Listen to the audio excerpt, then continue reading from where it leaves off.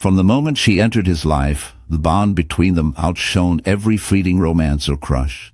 Whenever she was in the room, everything else faded into the background. His friends recall seeing him relax in her presence, finally able to put down the mask he wore for the world. With her, he laughed more, trusted more, loved more deeply than he ever did with anyone else. Gifts, psalms and letters flowed between them, small tokens of a devotion that seemed to endure every fight and every distance.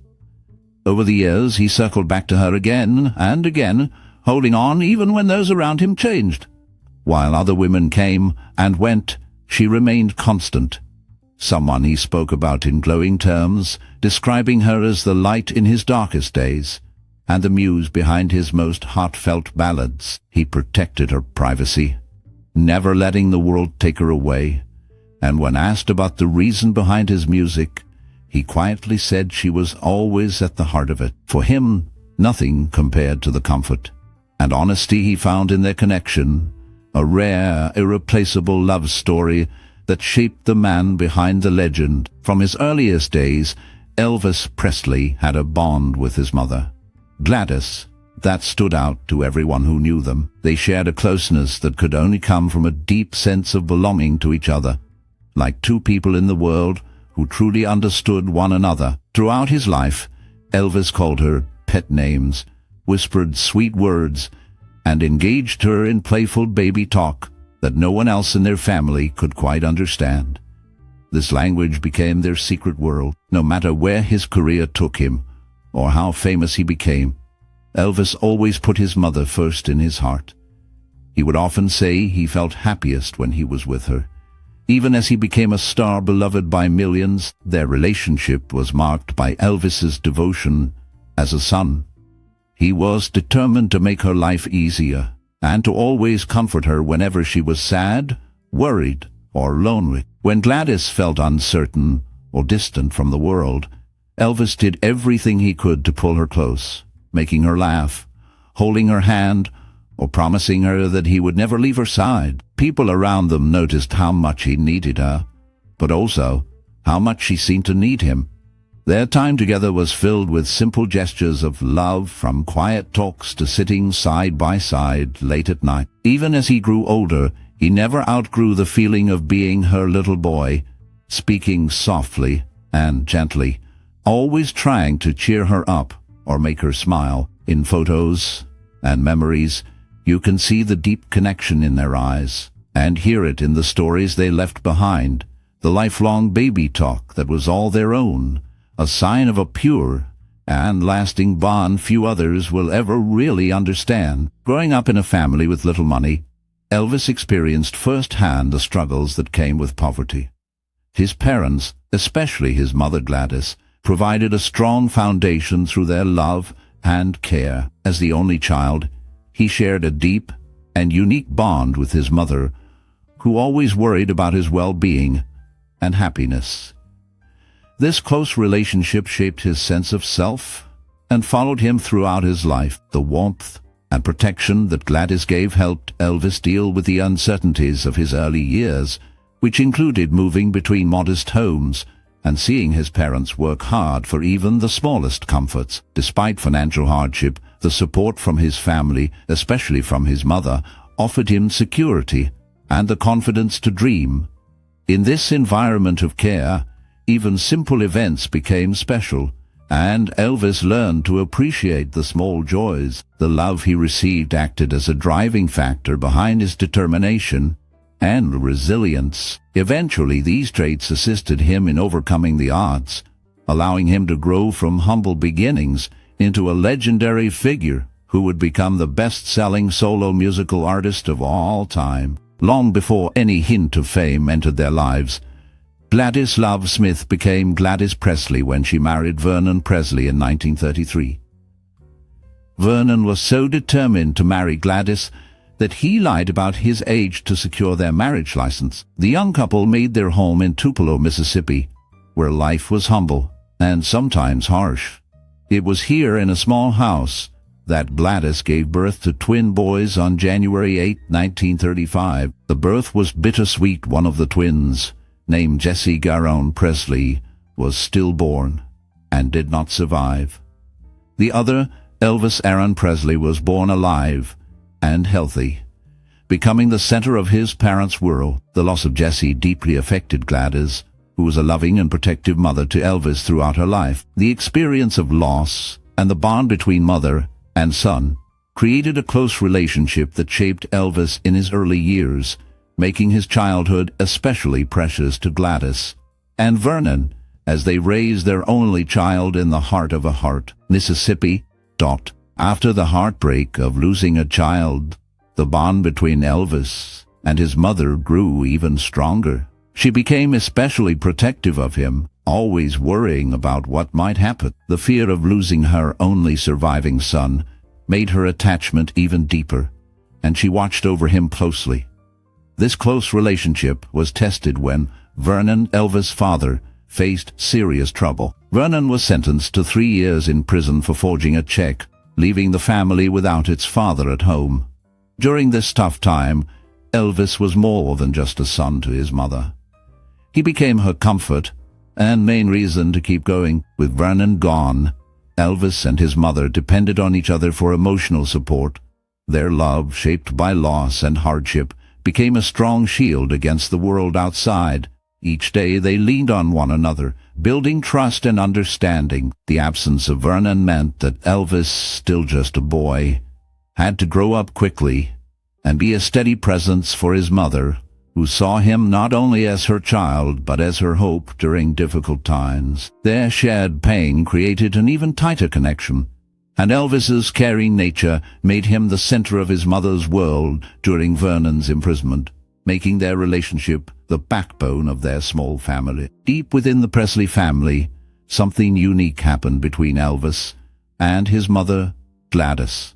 They shared a private world of baby talk, exchanging special words and gentle gestures that helped them understand each other in ways no one else could. Elvis liked to use pet names, and among them, he called his mother Satnin, a nickname with softness that showed his devotion. These quiet conversations and heartfelt names created a protective bubble around the two, drawing them closer whenever they were together.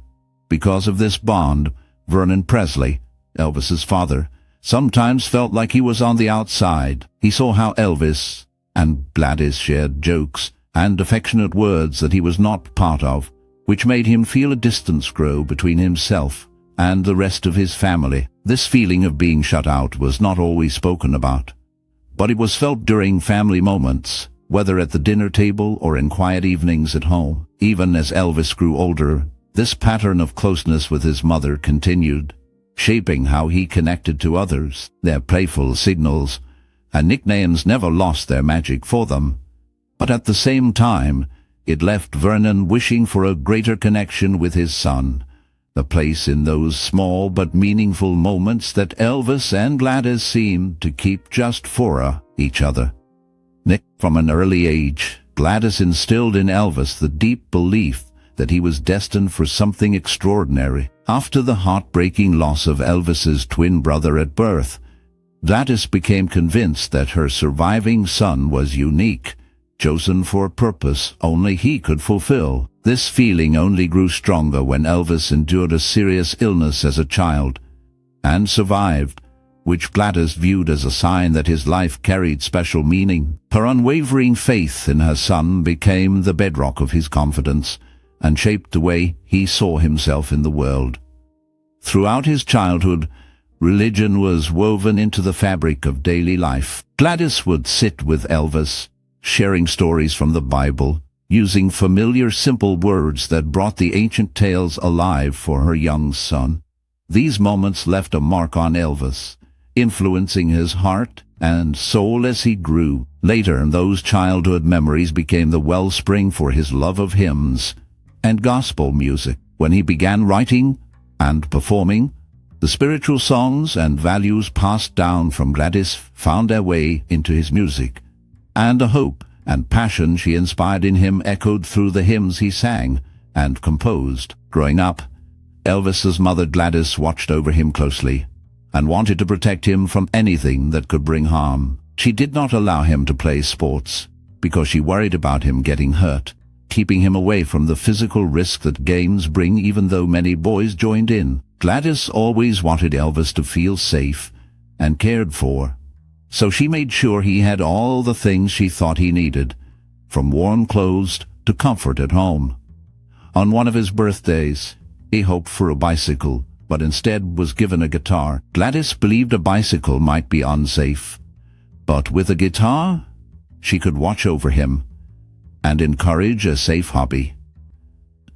As Elvis saw his family struggle, especially with financial problems, he felt a deep sense of duty. Even as a child, he promised his mother that he would take care of her and find a way to support their family.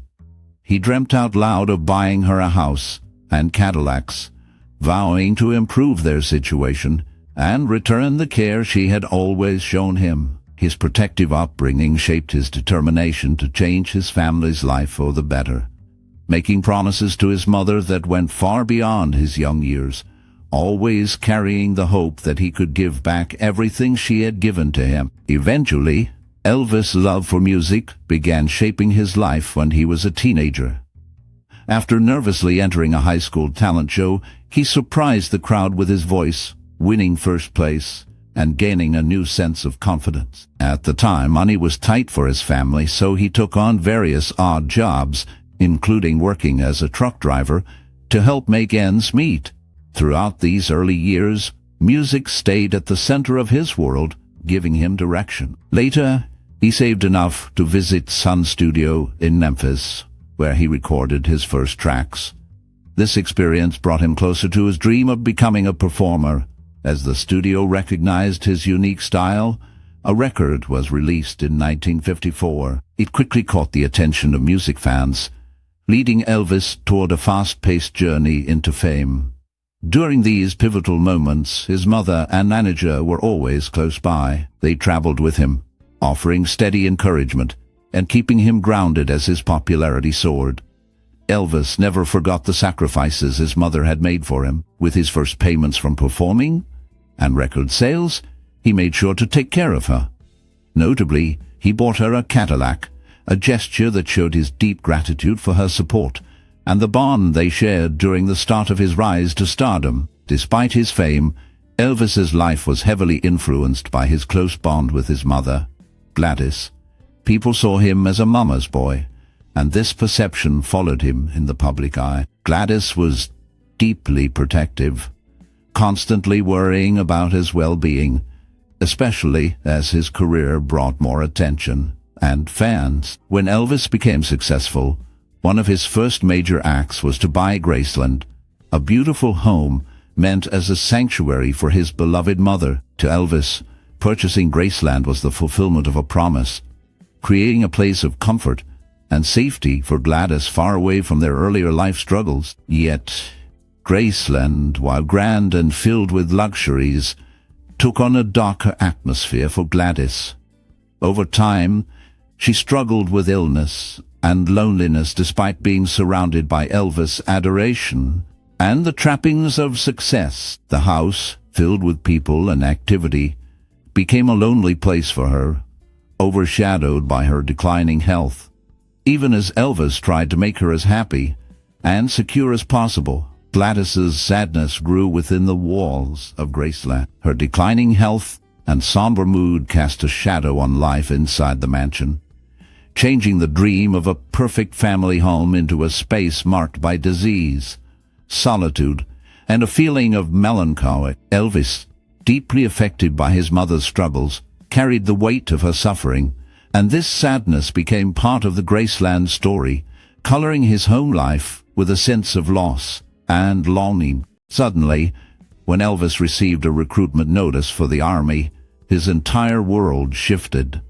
The news hit his mother Gladys especially hard. She had always been close to Elvis, worrying about his safety and well-being, and the idea of being separated from her only child began to affect her health deeply. Gladys found it hard to sleep or eat, and started secretly drinking to calm her nerves, something she had never done before.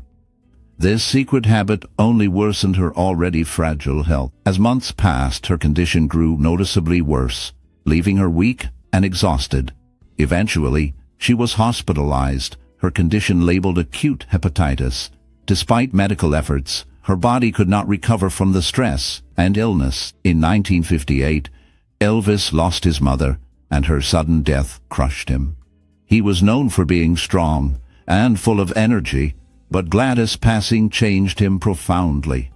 He was seen openly weeping, clinging her as she lay in the hospital. In interviews, and to those close to him, Elvis would later say this was the greatest tragedy of his life. The grief shaped him, leaving a mark that stayed with him through the years to come.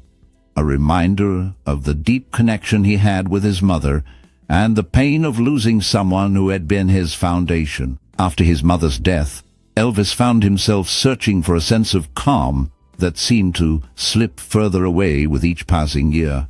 He married Priscilla Beaulieu, a woman who reminded him deeply of his mother. This resemblance was not just in appearance, but also in the comfort and familiarity she brought to his life. However, even this connection could not fill the loss he carried from his mother's passing. The pain of losing her stayed with him and influenced many choices in his life, making true peace hard to find. His efforts to hold on to stability through his marriage were challenged as the pressures of his career and personal struggles grew heavier. Over time, Elvis's health began to decline, partly because of his increasing reliance on drugs to cope with both physical and emotional pain. His marriage to Priscilla eventually ended, marking another loss that echoed the sorrow he felt after his mother died.